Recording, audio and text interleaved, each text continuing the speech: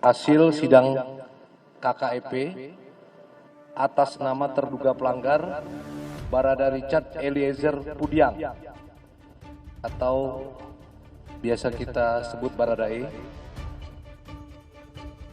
NRP 98050869 Jabatan Tamtama Yanma Polri. Sidang dilaksanakan pada hari Rabu tanggal 22 Februari 2023 mulai pukul 10.08 sampai dengan 17.30 atau berlangsung selama 7 jam 22 menit. Komisi terdiri dari Ketua Kombes Pol Sakyus Ginting, Wakil Ketua Kombes Pol Imam Tobroni, anggota Kombes Pol Hengki Wijaya.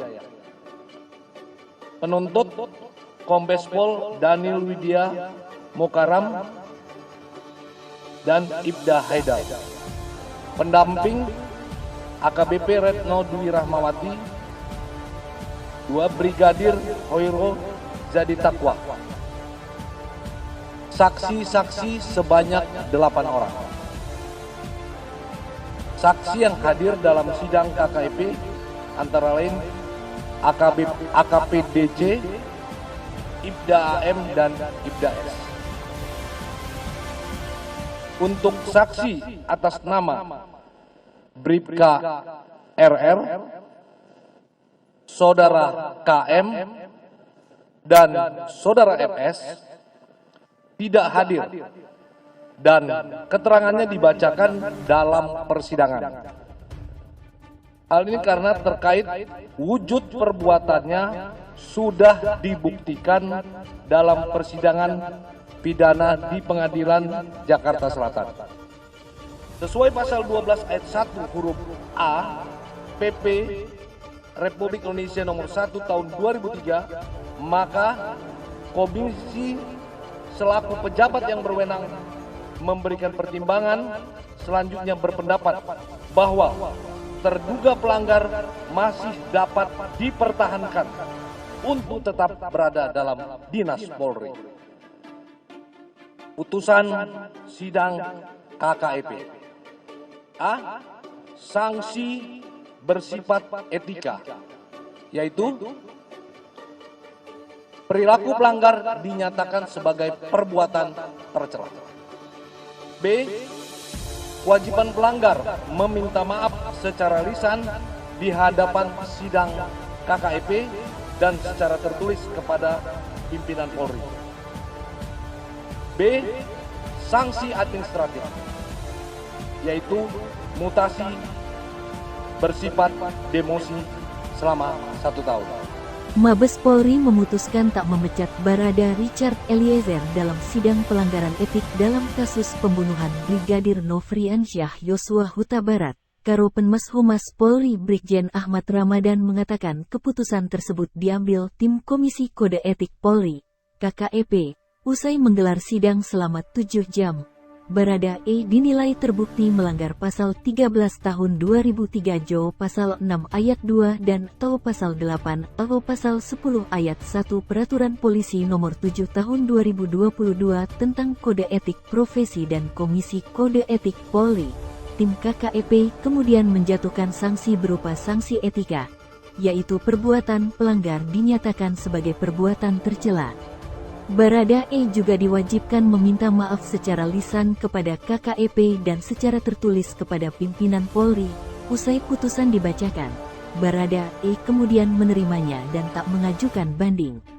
Dia pun langsung membacakan permintaan maafnya di hadapan Komisi Sidang Etik.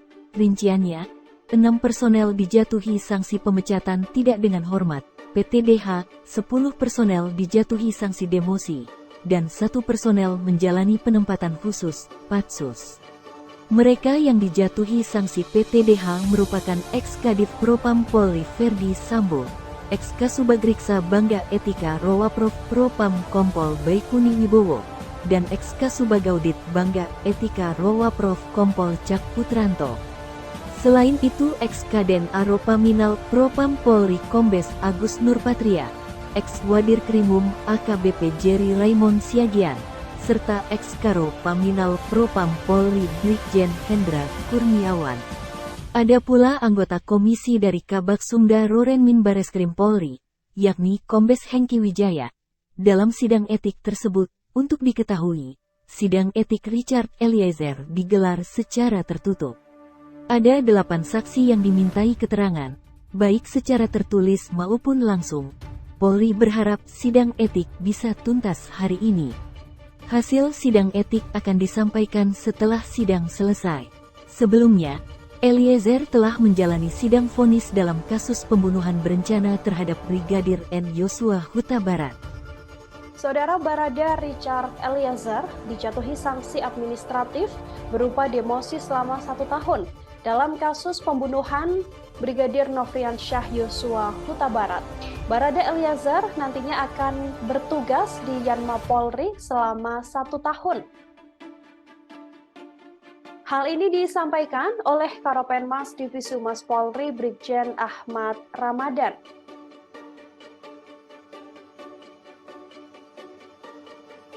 Brigjen Ahmad Ramadan mengatakan bahwa nantinya Barada Richard Eliezer akan ditempatkan di bagian Tamtama Yanma Polri. Ramadan menuturkan Barada Richard Eliezer tetap bisa menjadi anggota polisi. Hal tersebut berdasarkan putusan yang sudah dilakukan berdasarkan sidang kode etik yang dijalani Barada Richard Eliezer pada pagi tadi. Sidang dipimpin oleh Kombes Sakeus Ginting sebagai Ketua Komisi, serta anggota Kombes Hengki Wijaya dan Kombes Imam Tobori. Sidang kode etik terhadap Barada Richard Eliezer dimulai sejak pukul 10:08 waktu Indonesia Barat tadi, sementara sidang berlangsung kurang lebih selama 7 jam 22 menit. Richard Eliezer dinyatakan bersalah melanggar kode etik terkait pembunuhan berencana terhadap Brigadir Nofriansyah Yosua Huta Barat. Namun Barada Richard Eliezer tidak dijatuhi sanksi pemecatan, namun hanya mendapatkan demosi dan harus bertugas selama 1 tahun di Yanma Polri. Beberapa alasan yang meringankan Richard Eliezer tetap bertahan atau tetap dipertahankan di Polri, saudara, lantaran memang Barada Richard Eliezer ini belum pernah dihukum kode etik maupun pidana. Kemudian ia merupakan terduga pelaku yang sudah mengakui kesalahannya. Richard Eliezer juga merupakan pelaku yang telah menjadi justice kolaborator.